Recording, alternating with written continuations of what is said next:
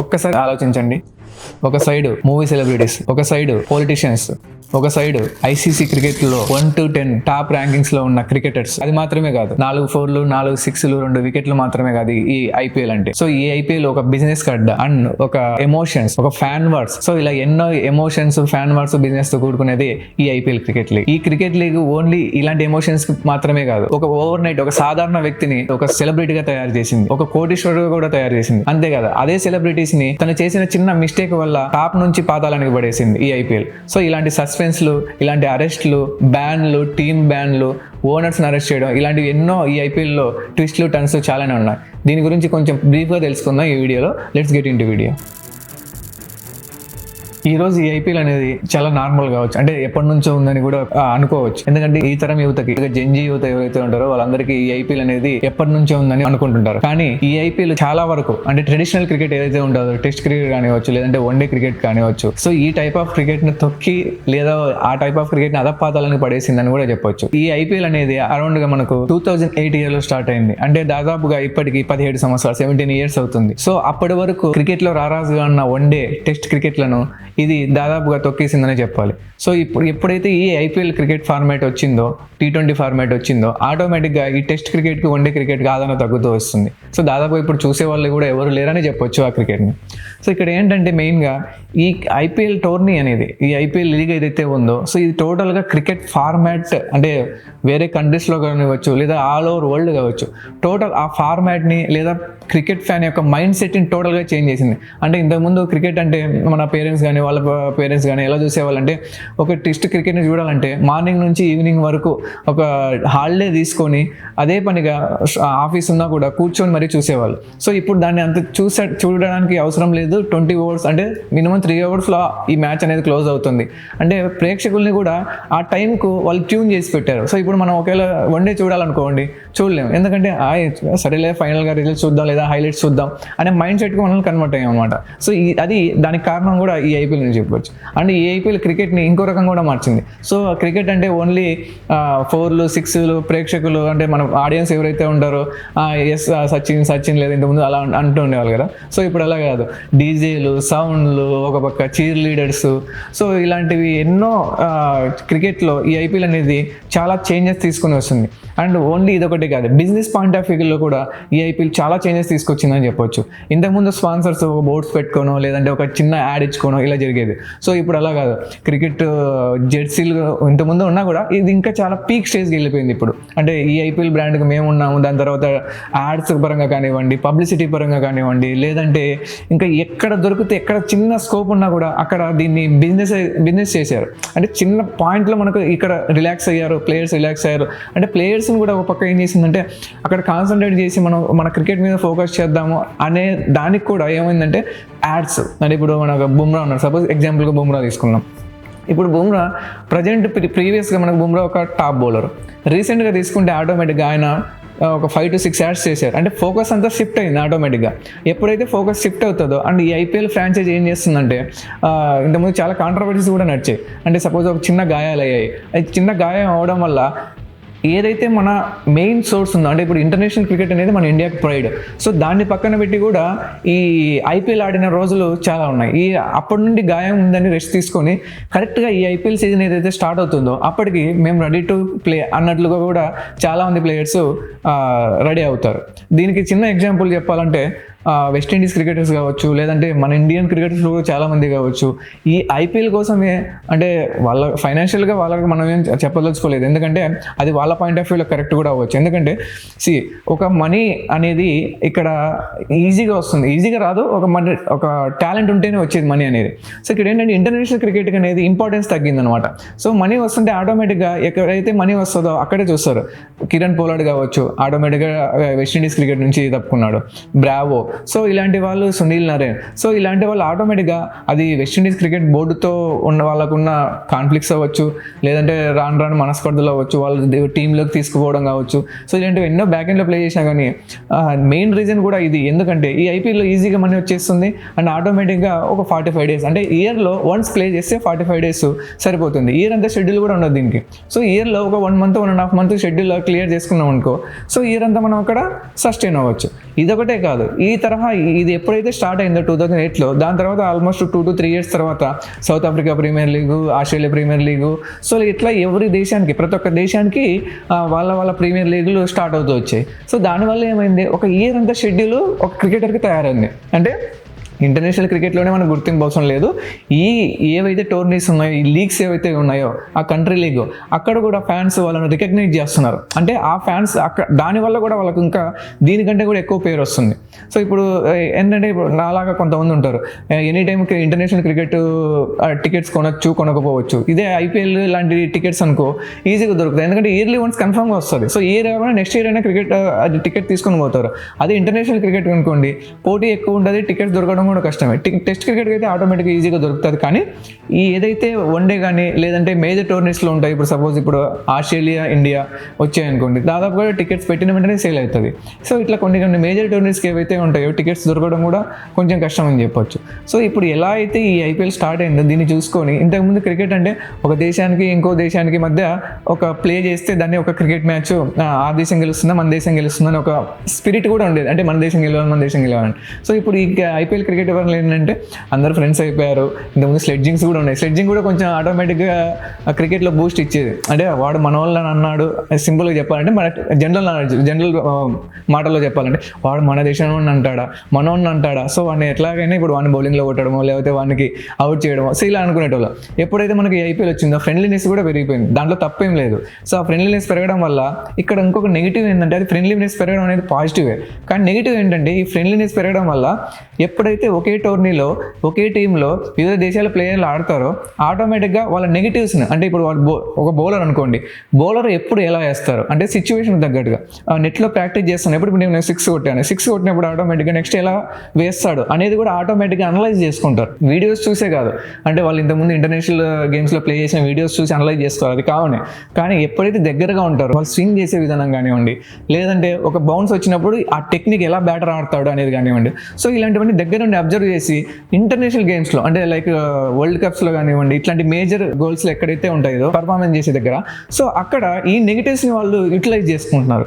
So ఇలాంటి negatives ఉన్నాయి, positives ఉన్నాయి. పాజిటివ్స్ అంటే మీకు ఇందాక చెప్పినట్లే ప్లేయర్స్లో ఫ్రెండ్లీనెస్ పెరిగింది. సో దానివల్ల ఏంటంటే గొడవలు ఇలాంటి స్లెడ్జింగ్ అనేది తగ్గుతూ వచ్చిందనమాట. అసలు ఈ ఐపీఎల్ మెయిన్ థీమ్ స్టార్ట్ అయినది ఎక్కడంటే ఫుట్బాల్లో చూసుకోండి. ఇంతకుముందు ఫుట్బాల్లో ఎలా అంటే ఆ football each and every franchise దేశం తరపున కాకుండా లోకల్గా కూడా ఇప్పుడు సిటీస్ ఉంటాయి లైక్ హైదరాబాద్, బెంగళూరు, చెన్నై, ముంబై, ఇట్లా ఫ్రాంచైజ్గా కూడా ఫుట్బాల్స్ ఉంటాయి అదర్ కంట్రీస్లో. సో దాన్ని ఇన్స్పిరేషన్గా తీసుకొని ఇక్కడ మనకు ఐపీఎల్ కూడా సో అలా సిటీ వైజ్డ్ ఫ్రాంచైజ్ టైపు మనకు ఐపీఎల్ని క్రియేట్ చేశారు. సో ఈ ఐపీఎల్ అనేది నాట్ ఓన్లీ క్రికెటే కాదు, ఇది చాలా పెద్ద బిజినెస్ అండ్ మోస్ట్ ఆఫ్ ఇది ఏంటంటే ప్లేయర్స్కు ప్రెజర్ అని కూడా చెప్పొచ్చు. ఎందుకంటే ఇప్పుడు ఆక్షన్ డే ఏదైతే ఉంటుందో ఆ రోజు not only players, coach, owners, every person ఈరోజు మన టీం మనల్ని రిటైన్ చేసుకుంటుందా లేకపోతే రిలీవ్ చేస్తుందా, సో ఇలాంటి ప్రెజర్స్. రెండోది నా పర్ఫార్మెన్స్ బేస్ చేసుకుని, అంటే ప్రీవియస్ ఇయర్లో ఎంత పెద్ద పర్సన్ అయినా కానివ్వండి ఒక లో టైం వస్తుంది, ఆ టైంలో అంటే పర్ఫామ్ చేయకపోతే ఆటోమేటిక్గా నెక్స్ట్ ఇయర్ తీసుకుంటుందా ఆ టీం లేకపోతే రిలీవ్ చేస్తుందా, సో ఇలాంటి టెన్షన్స్ కూడా చాలా ప్రెజర్స్ ఉంటాయి. సపోజ్ తీసుకున్నారనుకోండి ఇంకా పండగ అని చెప్పొచ్చు, ఎందుకంటే యాడ్స్ వస్తాయి, మనీ బేస్ ప్రైజ్ కంటే ఇప్పుడు బేస్ ప్రైజ్లో స్టార్ట్ అయింది మనీ. సింపుల్గా స్టార్ట్ అయ్యేది ఎలా అంటే ఆక్షన్ డే రోజు స్టార్ట్ అవుతుంది. ఆక్షన్ డే రోజు ఎలా స్టార్ట్ అవుతుందంటే బేస్ ప్రైజ్ నుంచి స్టార్ట్ అవుతుంది. ఒక ప్లేయర్కి బేస్ ప్రైజ్ అతను డిసైడ్ చేయొచ్చు లేదా ఫ్రాంచైజీ కూడా డిసైడ్ చేస్తారు కొన్నిసార్లు. సో 20 lakhs అనేది మినిమం బేస్ ప్రైజ్. కొందరు ఎవరైతే రెప్యూటెడ్ ప్లేయర్స్ ఉంటారో అంటే పాపులర్ ప్లేయర్స్ ఉంటారో సో వాళ్ళు బేస్ ప్రైజ్ని వాళ్ళు డిసైడ్ చేసుకొని యాక్షన్లో పెడతారు. ఇప్పుడు suppose South Africa player de Kock 1 crore బేస్ ప్రైజ్తో వచ్చారు. సో ఆయనకు 1 crore బేస్ ప్రైజ్తోనే ముంబై తీసుకుంది. సో అలా కొందరిని ఎవరైతే రెప్యూటెడ్ ప్లేయర్ అన్క్యాప్డ్ ప్లేయర్స్ ఉంటారో అంటే ఇంటర్నేషనల్ గేమ్స్లో ఎవరైతే అరంగేటం చేయరో ఎంట్రీ చేయరో వాళ్ళని అన్క్యాప్డ్ ప్లేయర్స్ అంటారు. సో వాళ్ళకి 20 lakhs బేస్ ప్రైజ్ నుంచి స్టార్ట్ అవుతుంది. సింపుల్గా ఇంకా దీని గురించి ఇంకా బాగా చెప్పాలంటే సచిన్ టెండూల్కర్ కొరకు ఎవరైతే ఉంటారో సో ఆయన 30 lakhs బేస్ ప్రైజ్తో ముంబై దగ్గర దాదాపుగా 6 years to 7 years నుంచి ముంబై దగ్గరే ఉన్నారు. సో అట్లా 20 lakhs బేస్ ప్రైజ్తో స్టార్ట్ అయ్యి ఆక్షన్లో ఇంకా వాళ్ళు ల్యాప్టాప్స్లో చూస్తూ అక్కడ హ్యామర్ ఉంటుంది, ఆ హ్యామర్ కొట్టే టైం టెన్షన్ పెడుతుంటారు ప్లేయర్ గుండెల్లో. ఎలా అంటే ఇప్పుడు 20 lakhs అంటారు, నెక్స్ట్ ఇంకో పర్సన్ 30, 50, 60, 70, 1 crore, 2 crores, 3 crores ఇలా బేస్ ప్రైజ్ నుంచి స్టార్ట్ అయ్యి 20 crores, 30 crores వరకు వెళ్ళిన రోజులు కూడా చాలా ఉన్నాయి. హైయెస్ట్ యాక్షన్ మనకు ఈ యాక్షన్లో రిషబ్ పంత్కి హైయెస్ట్గా 27 crores అరౌండ్గా హైయెస్ట్ ఆక్షన్లో గెలుపొందారు. అంటే ఇక్కడ ఏంటంటే ఓవర్ నైట్లో ఒక ప్లేయరు కోటేశ్వరుడు అవుతారు. ఓవర్ నైట్లో ఎవరైతే అన్క్యాప్డ్ ప్లేయర్స్ కూడా, అంటే సపోజ్ ఇప్పుడు గల్లీలో ఆడుతుండొచ్చు, లేదంటే ఒక డొమెస్టిక్ లెవెల్లో ఆడుతుండొచ్చు, అతను రికగ్నైజ్ లేదు, కానీ అతని పర్ఫార్మెన్స్ని బట్టి ఎవరైతే ఈ కోచ్లు కానివ్వండి, లేదంటే టీమ్ ఓనర్స్ కానివ్వండి ఇంట్రెస్ట్ చూపించి ఎంకరేజ్ చేయాలనుకున్నప్పుడు ఆటోమేటిక్గా ఏం చేస్తారంటే వాళ్ళని పిక్ చేస్తారు. సో ఆ పికింగ్లో ఆటోమేటిక్గా అదర్ టీమ్స్ కూడా ఇక్కడ స్ట్రాటజీస్ కూడా ఉంటాయి. ఎలా అంటే టాలెంట్ని చూసి బిడ్ వేయడం వేరు, అంటే ఆ ప్రైజ్ పెంచడం వేరు, లేదా అవతల టీం దగ్గర ఏదైతే ఉంటుందో ఒక ప్రైస్ సర్టెన్ అమౌంట్ ఉంటుంది, ఈ సర్టెన్ అమౌంట్లో ఇంత ప్లేయర్స్ని కొనాలని చెప్పేసి ఆ అమౌంట్ని వేస్ట్ చేయడం, ఇది కూడా ఒక టాక్టిక్స్. అంటే వాళ్ళ అమౌంట్ వేస్ట్ అయ్యే కొద్దీ వీళ్ళకు ఇంకా కొనడానికి మంచి అమౌంట్ ఉంటుంది, వీళ్ళ దగ్గర మంచి ప్లేయర్స్ కూడా రిజర్వ్ ఉంటాడు. సో కాబట్టి అలా కూడా ఇక్కడ టాక్టిక్స్ జరుగుతూనే ఉంటాయి. సో ఎప్పుడైతే ఒక అన్రికగ్నైజ్డ్ ప్లేయర్, అంటే అన్క్యాప్డ్ ప్లేయర్ ఎవరైతే ఉంటారో వాళ్ళకు కూడా దీంట్లో ఈ ఐపీఎల్ వల్ల చాలా లాభాలు పొందిన రోజులు కూడా చాలా ఉన్నాయి. అంటే ఓవర్ నైట్గా ఇప్పుడు డొమెస్టిక్ లెవెల్లో ఆడుతున్న అతను సడన్గా ఇక్కడ ఒక 2 crores వెళ్ళారు అనుకోండి, అతనికి ఆ 2 crores సరిపోదు. నెక్స్ట్ యాడ్స్ ఉంటాయి, టీమ్ వైజ్ యాడ్స్ ఉంటాయి, దాని తర్వాత పర్సనల్గా యాడ్స్ వస్తాయి. సో ఇలా ఆటోమేటిక్గా ఫేమ్ వస్తుంది. సో ఇలా చాలానే జరుగుతుంది అనమాట. సో ఐపీఎల్ దాంట్లో మంచి ఉంది, చెడు కూడా ఉంది. ఇప్పుడు మంచి మనం ఆల్రెడీ చెప్పుకున్నాం, ఎందుకంటే అన్క్యాప్డ్ ప్లేయర్స్కి పాపులర్ అవుతారు, యాడ్స్ వస్తాయి, ఇలా వస్తాయి. సో చెడు ఏంటంటే ఇంతకుముందు కూడా మీకు కొంచెం చెప్పాను. సో చెడు ఏంటంటే ఇక్కడ బెట్టింగ్కి పాల్పడడం కానీ, టీమ్ ఓనర్స్ బెట్టింగ్ పాల్పడిన చాలా Chennai super Kings team owner కూడా బెట్టింగ్ పాల్పడినప్పుడు అది ఒక న్యూస్ వచ్చింది అరౌండ్గా 2011-2012 ఆ సమయంలో. అప్పట్లో T20 వరల్డ్ కప్ గెలిపించడంలో శ్రీశాంత్ చాలా కీ రోల్ ప్లే చేశాడు. ఇప్పటికీ ఆయన తీసిన వికెట్లు నాకు ఇప్పటికీ కళ్ళ ముందే ఉంటుంది. మాథ్యూ హెడన్కి వికెట్ తీసినప్పుడు వెళ్ళి గ్రౌండ్ మీద కొడతాడు చూడు, అసలు స్వింగ్ అయింది బాల్ ఫ్రంట్లో పడేసి. సో అది ఇప్పటికీ హైలైట్ అని చెప్పాలి. సో ఇలాంటి గిల్క్రిస్ట్ వికెట్ ఒకటి. సో ఇలా వికెట్లు తీసి అప్పుడు T20 world cup last catch కూడా శ్రీశాంత్ పెట్టాడు. సో అంత మంచి ప్లేయర్ను, అగ్రెసివ్ ప్లేయర్ను ఈ ఐపీఎల్ వల్ల, అంటే అతను చేసిన చిన్న తప్పు వల్ల టోటల్గా అతని కెరీర్ మొత్తము పాడైపోయింది.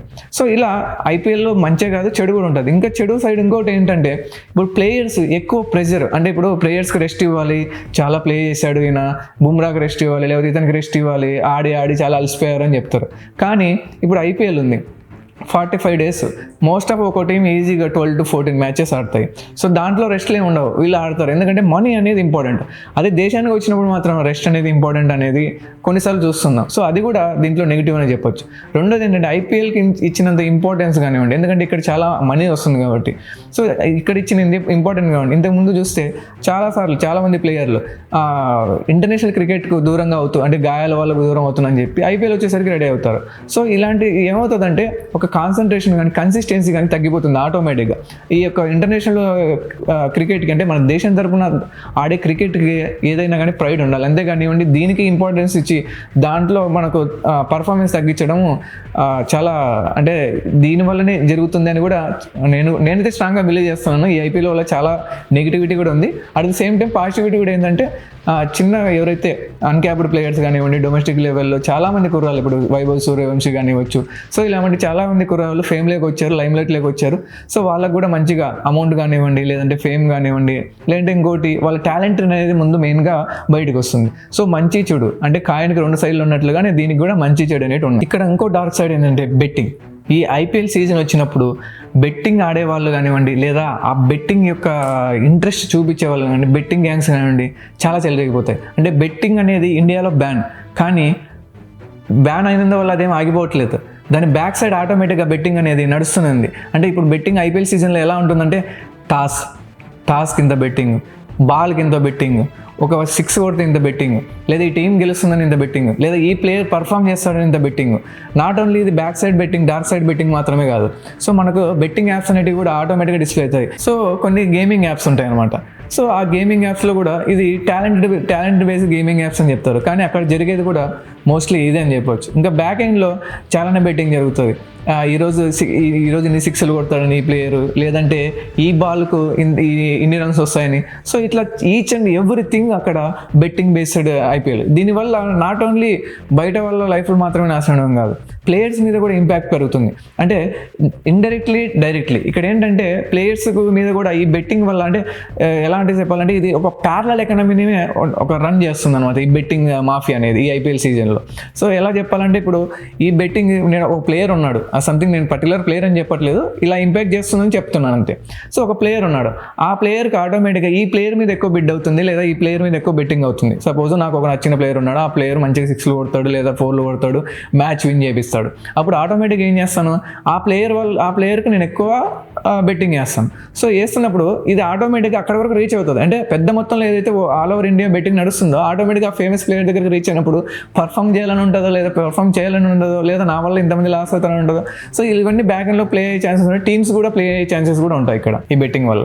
ఈ బెట్టింగ్ వల్ల చాలా మంది ప్రాణాలు కోల్పోయారు. ఈ బెట్టింగ్ ఎలా నడుస్తుంది అనేది కూడా ఒక మెయిన్ పాయింట్. ఎందుకంటే బెట్టింగ్ అంటేనే ఇంతకుముందు అంటే చాలా వరకు నాకు తెలిసినంత వరకు ఫోన్లు చేస్తారు, ఇంత ఈ బాల్కి ఇంత ఈ బాల్కి ఇంత అని చెప్పేసి ఒక పర్సన్ ఇంకో పర్సన్కి బెట్టింగ్ వేసి అమౌంట్ చేసుకుంటారు. సో ఈ ప్రాసెస్ నడిచేది.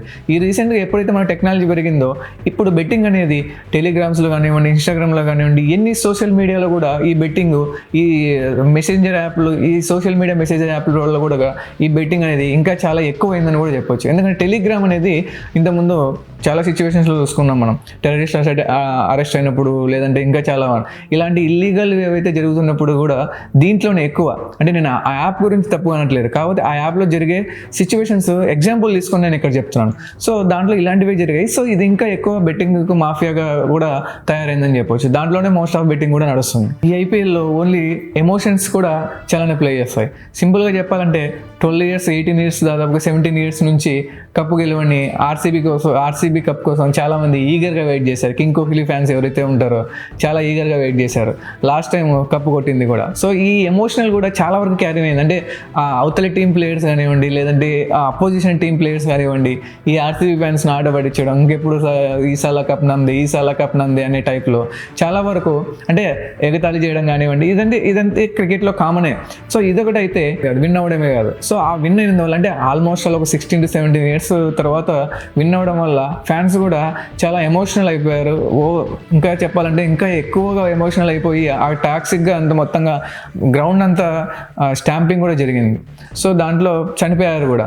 సో ఇలాంటి భావోద్వేగాలు పెరిగి కంట్రోల్ చేసుకోలేక ఫ్యాన్స్ అనేది ఎక్కడికో వెళ్తున్నారు. సో ఇలాంటివి ఇంకోసారి రిపీట్ కాకూడదని మనస్ఫూర్తిగా కూడా కోరుకుంటున్నాను. సో ఇంకోటి ఏంటంటే ఇదే కాకుండా సిఎస్కే మన మిస్టర్ కూలీ, మన ఇండియన్ మిస్టర్ కూలీ ఎవరైతే ఎంఎస్ ధోని ఉన్నారో ఆయన కూడా తన యాంగ్రీని లూజ్ అయ్యారు. ఎప్పుడైతే అంపైర్ అది నో బాల్ విషయంలో ఇంతకుముందు జరిగింది. సో ఆ విషయంలో కూడా ఎంఎస్ ధోని గారు ఈ కూల్ లూజ్ అయ్యి అంపైర్ మీద కూడా కొంచెం అరవడం జరిగింది. సో అదొకటి. నెక్స్ట్ వచ్చేసి హర్భజన్ సింగ్, ఎవరైతే మన ఇండియన్ క్రికెటర్ ఉన్నారో ఆయన హర్భజన్ సింగ్ శ్రీశాంత్ని కొట్టింది. సో అది కూడా ఈ ఐపీఎల్లో ఒక డార్క్ సైడ్ అనే చెప్పొచ్చు. అంటే ప్లేయర్స్ మిస్కండక్ట్ కానివ్వండి, సో మిస్బిహేవ్ కానివ్వండి, సో ఇలా ఎన్నో జరుగుతూనే వచ్చాయి. ఇంకా సింపుల్గా ఇంకొకటి జాన్సన్ది పోలార్డ్ది. సో పోలార్డ్ జాన్సన్ మీద బ్యాట్ విసిరేయడం.